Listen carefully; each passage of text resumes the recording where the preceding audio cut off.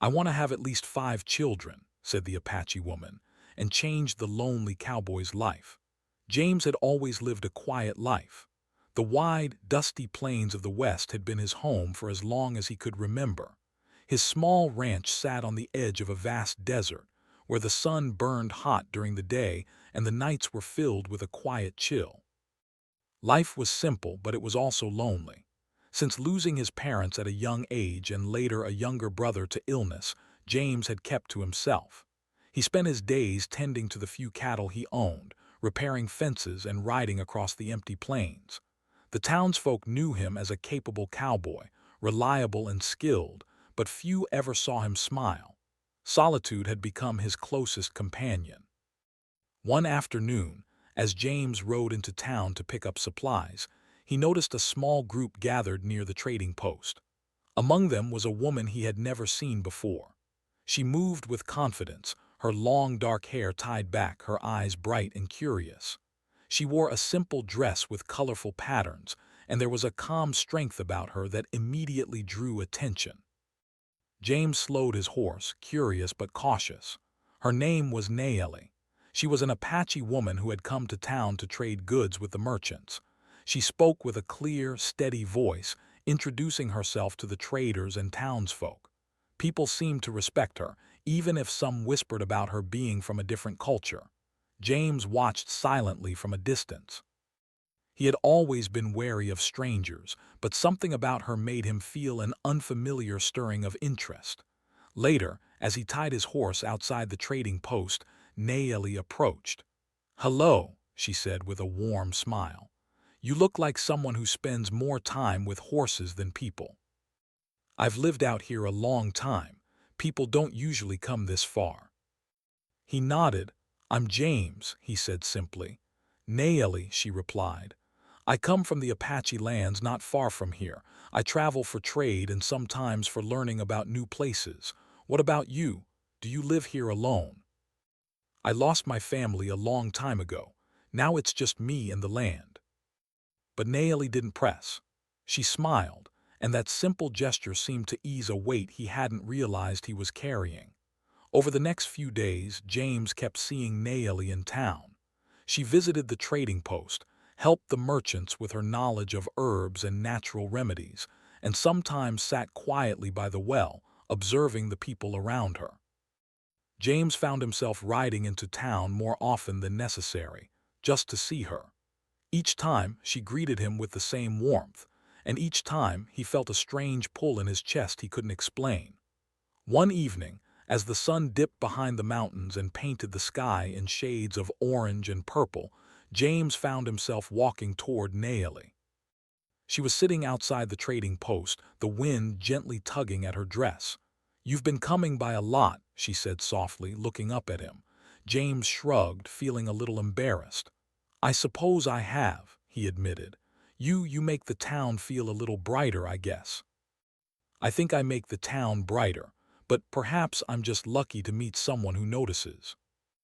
"James, I have a dream," she said. "A big dream. I want to have at least 5 children someday, a large family full of love, laughter, and learning.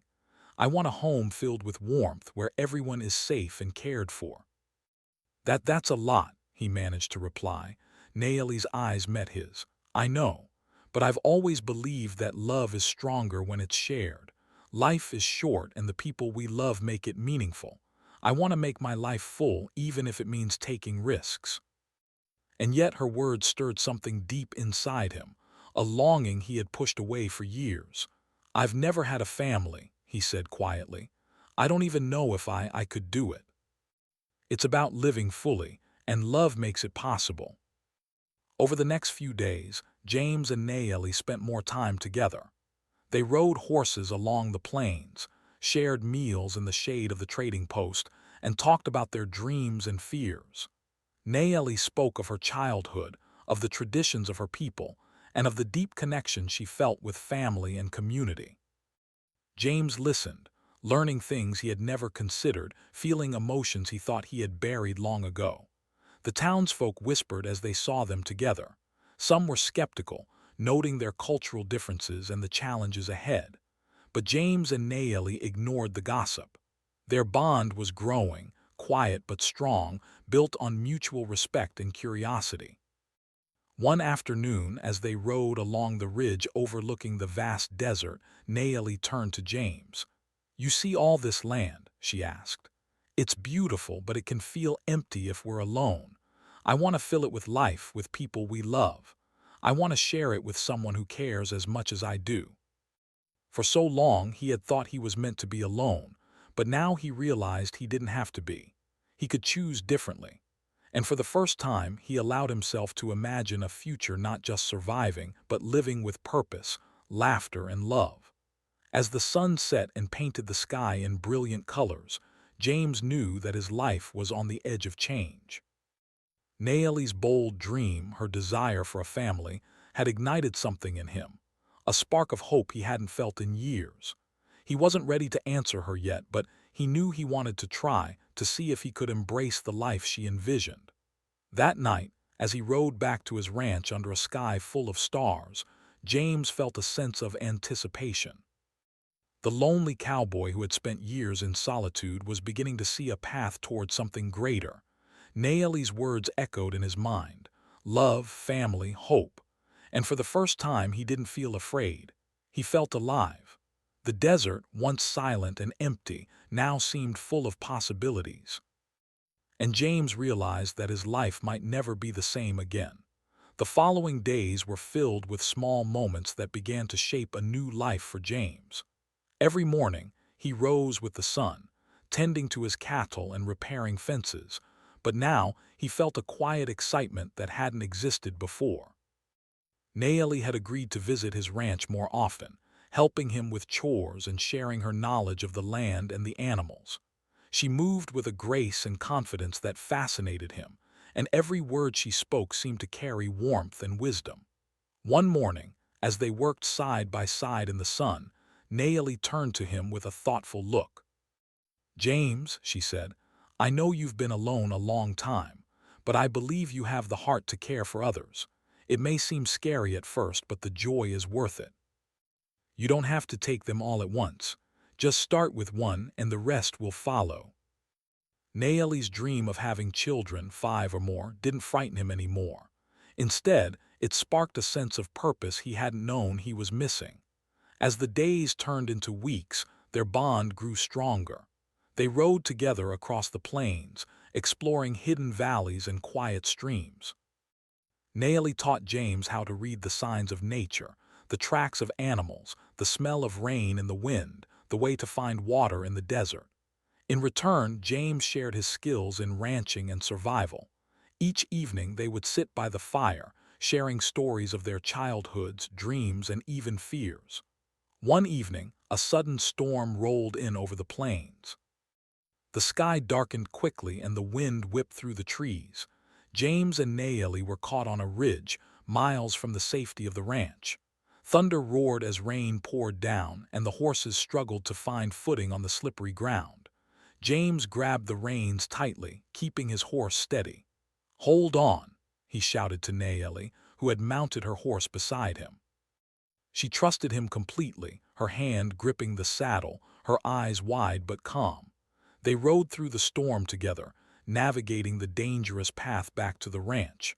Lightning lit up the sky, and James felt a surge of protectiveness. He realized that he was no longer thinking only of himself.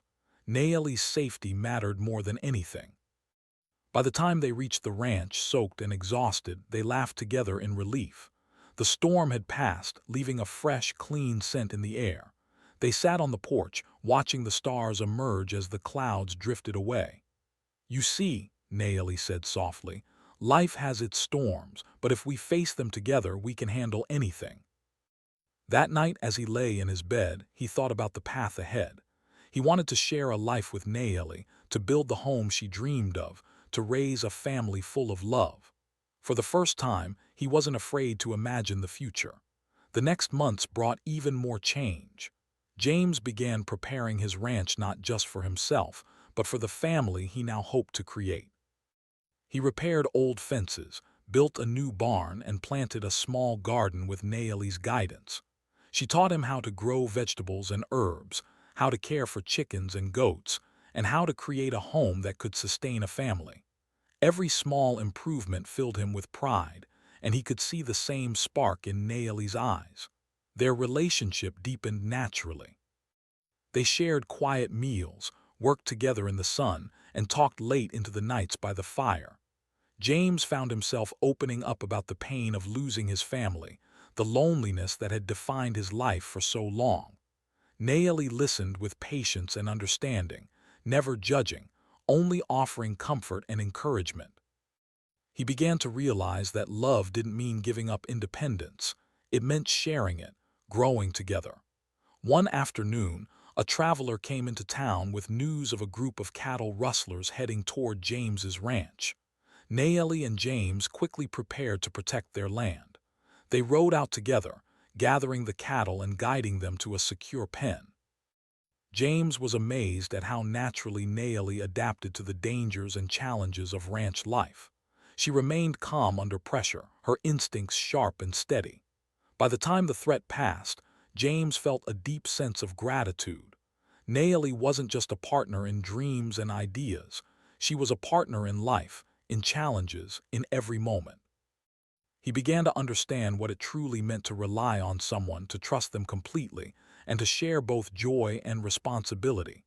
As the sun set over the plains, James and Naomi sat together on the porch of his ranch house. The sky was painted in shades of orange and purple, reflecting off the distant mountains. Naomi looked at him and smiled. "James," she said, "I see the change in you. You've opened your heart, even when it was hard. And that's why I know we can build the life I dream of, a life with love, children, and happiness. I want to build that life with you." Over the following months, they worked together to prepare their home for a family. They repaired the old barn, painted the house, and planted more vegetables and flowers. Naomi's guidance transformed the ranch into a warm, welcoming home. Each day, James felt more alive, more connected to the world around him.